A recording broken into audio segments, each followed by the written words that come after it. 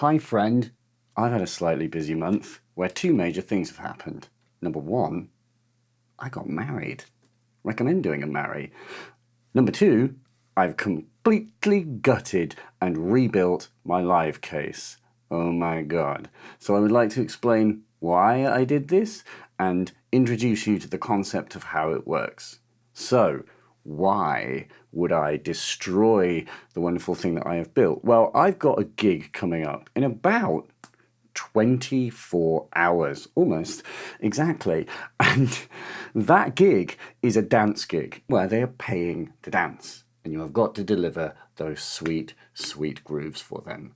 Now, my original system was cool and all, but I came to realize that it was fundamentally flawed as a concept. And the reason for this was born out of a conversation I had with a man called VCOADSR, who you might know. He's a very cool dude who does techno, dark techno with a modular. And I was listening to a brilliant set that you should also listen to, which is him in Brighton doing a big long hour set. It's really dark and really interesting. It's full of textures and it's got some great melodies, and it's just this brilliantly constructed and just sort of good flow. It just is really coherent and brilliant. And so I was very impressed by this, and I messaged VCOADSR and I was picking his brains like, how have you done this? Because obviously my whole MO is I'm trying to do an improvisable system. I want it to sound coherent like that. And he said, obviously there is a huge scope for improvisation with his system. He can jam, extend, do all kinds of stuff, but he does use pre-made melodies in the sense he has the orthogonal devices ER101 sequencer, and he's pre-preparing melody. He has concepts so that he will deliver when he plays. And he said that was a major issue. He says, because if you completely improvise, it's all right to have the 5 minutes where it sounds good. The problem is the 10 minutes it takes to get to that 5 minutes, because you can't, if you are trying to use, step sequences where you have to input every note or, every beat and churn every dial to get every melody exactly right. Those things, there's just too much data to enter for one pair of hands, I think. And the fundamental flaw is that when there's a crowd in front of you, you've just got to deliver the grooves, and you've got to try and make it easier for yourself so that there's less for you to do, but you still have full control. And so your job is a sort of master conductor to kind of decide, okay, well, this is what's going to happen now. This is the kind of thing that's going to happen now. And you know how to sort of push the system in that direction. And so I had this conversation with him, and actually to specifically shout something out, he linked me to a Cymru Beats performance that he did. I'm sure he won't mind me saying this, but he linked to it because he said, this was an example of when I played live and it really bombed. And that video scared the crap out of me because the system he was using was basically my old system. Now, I have obviously played a Cymru Beats set myself, and I think it went reasonably well, but there are still flat moments in there where I've kind of broken down. I'm trying to find something to bring us up again. And it's those moments that scares you because you don't want that to happen when there's 100 or perhaps 1,000 people stood in front of you waiting for the next beat, as it were. So what do we do? Well, what we do in this situation is we mercilessly copy Stevio. Now, you've probably seen me blab on about Stevio, but I'm going to do it again because Stevio's, what he does live is improvise. That's what he does live. He totally improvises his sets, and he can play for hours and hours and hours. And if you listen to his modular music, it is just stone cold grooves for days. I love Stevio, and there's a particular sound to what he does. I've often wondered if I was to play on his system, would I sound like Stevio or would I sound like me? That's food for you to think about. I don't know the answer. However, I have in this month basically mercilessly stolen Stevio's ideas further. The whole switched mult concept is Stevio. So here's what he does to a degree, and this is how I've adapted it. So what he does is that he creates melodies by combining two sequences together. Two sequences running at independent lengths, and they are outputting a voltage and he's literally adding those voltages together with a precision adder to get a new combined voltage.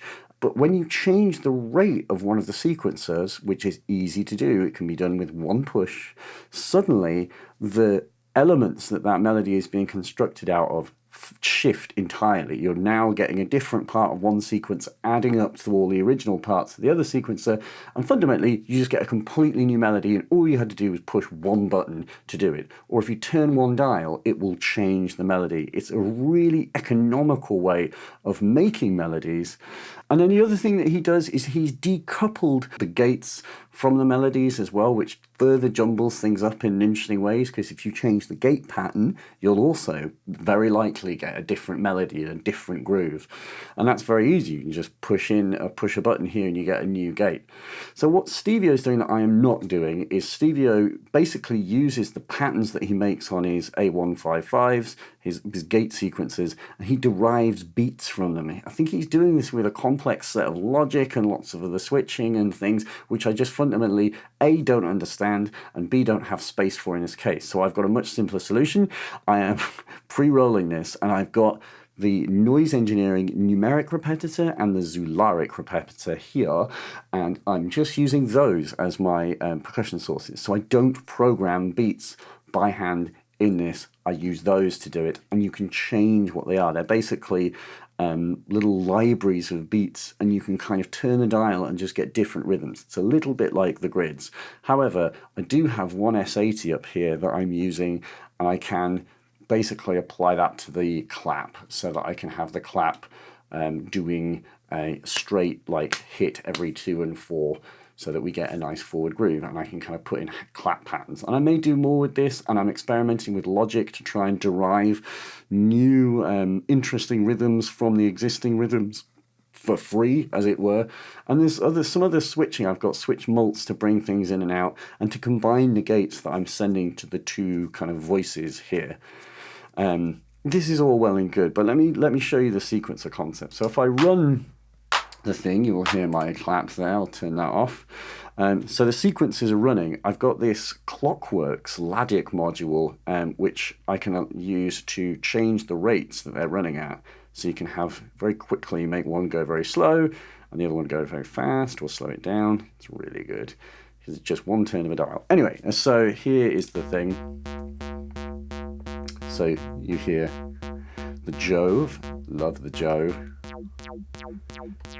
And the maths, because the maths just makes it really easy to shape and get a very good groove. Incidentally, I'm using the new abstract data VCA, the ADE50, which sounds badass, nice and vibey. It gives me a very kind of Roland-y sound. I think it sounds great. Yeah. So this sequencer is running at 3 steps, but if I hold this little button down, now it's running at 5. And this is kind of why you need independent sequencers, because the sequencers that I was using before, the pattern sequencer, you couldn't run all of the lengths at different, you couldn't run each lane at a different length. But the S180, you can run it from anything from, I think, 3 to 8 beats, and so you just get multiple ones. Ladik stuff is pretty cheap, it's great.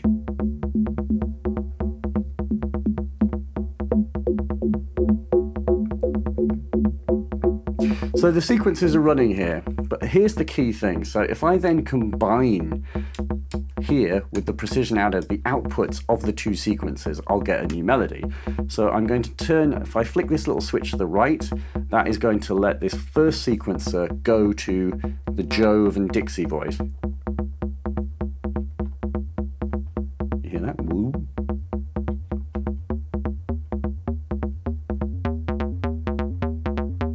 And then if I increase the voltages on here,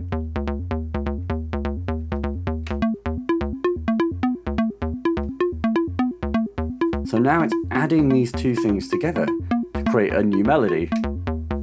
Back to the original, if I just turn that off. And one intrinsic point here, turn 1 dial, new melody.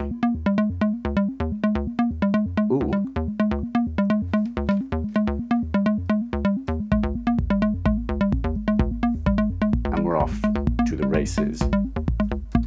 But let's not get ahead of ourselves. What I did do fundamentally though is I've tuned the oscillators to each other. One thing that Stevio does is he's got multiple oscillators. They're all kind of tuned to like a harmonic of each other, like a chord. And then he closes them down with the filters and then uses the sequences to create a kind of offset. But the point is you've got to set up the kind of root note to a musical harmonic. Does that make sense? Basically, you don't just tune them both to like low C, tune them to harmonics of each other and you just get different things. And then if I get the other sequencer going, which is, hey, I'm learning this.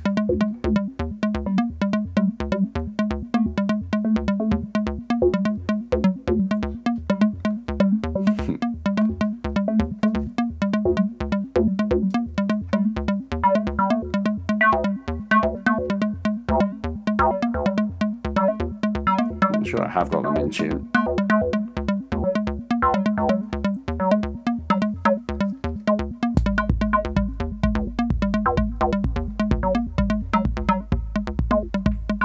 And then basically all my percussion is just kind of running.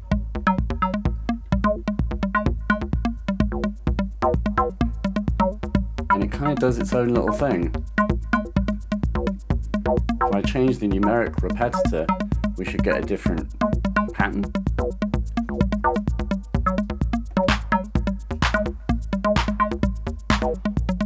And then I've got a Mackie mixer over here with two sends, because hardware mixers have two sends, so I can have delay and reverb.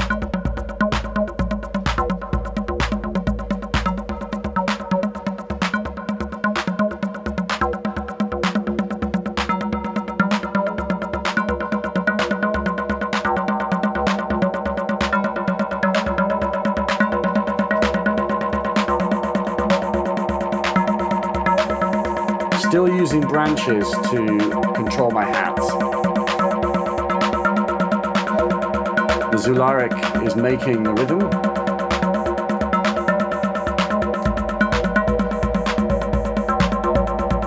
And then I just switched my bass drum to numeric repetitor.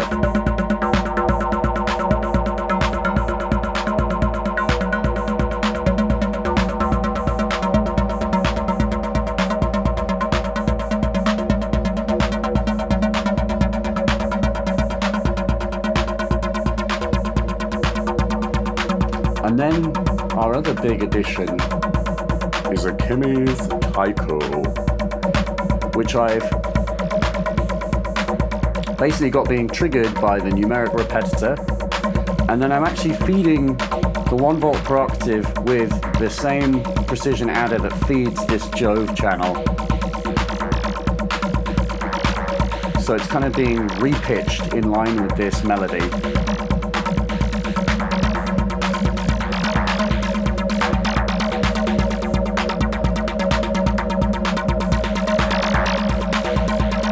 Just brilliant.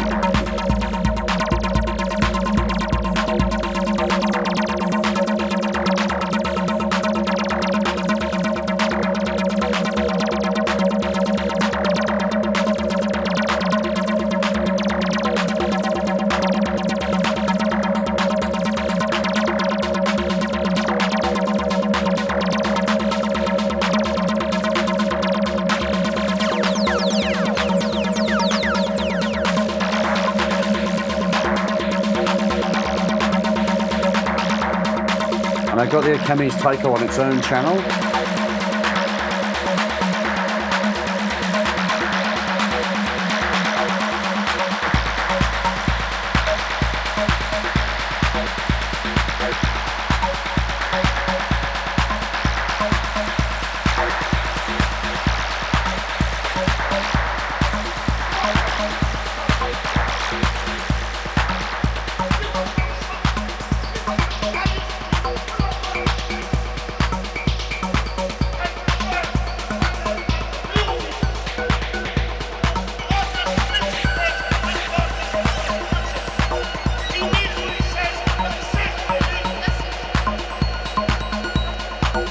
Bit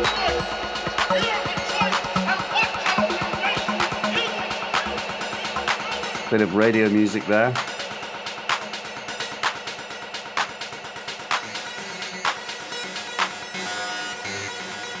The Taiko.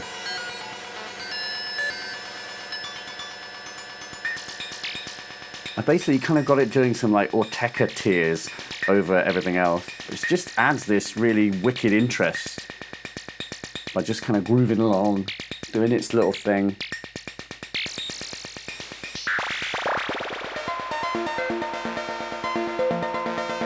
But it does this as well.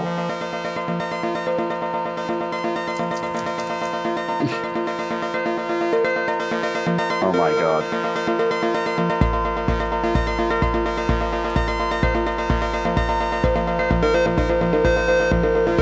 That's really nice.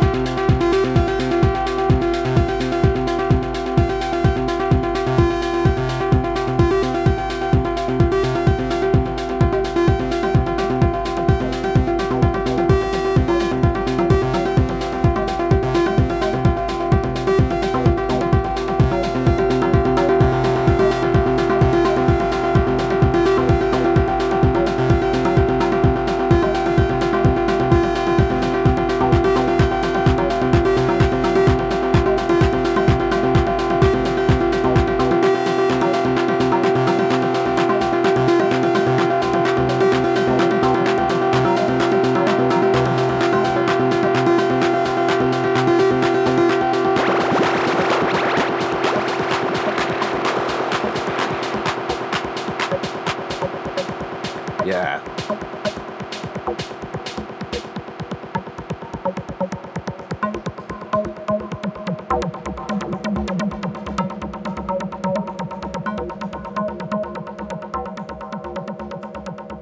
So it's pretty damn sweet, I must say. And I hope you get the idea. It's such a dumb thing. It's super dumb. It's just two sequences being added, and then we're quantizing them, feeding them to voices, and we've separated the gate generation from that process. But what you end up with is this really steerable ship. It's very easy to change up that melody, and if you just kind of change the pattern length, that changes the melody. It's just dead easy, and it just kind of makes ineffable grooves for days. And there's a lot more that I've not really patched up. I've just got the Expert Sleeper's General CV. Yes, that is a general MIDI Eurorack module, and it actually sounds friggin' awesome. I'm very excited about the concept of having rave pianos controlled by CV in my system, but I'm still building this up, and there's enough for me to be getting on with at this stage. But I can see how I'll want to bring in other elements, make it easier for myself, just evolve it in the same way that Stevio is doing, by playing. And I think that is the thing to leave you with.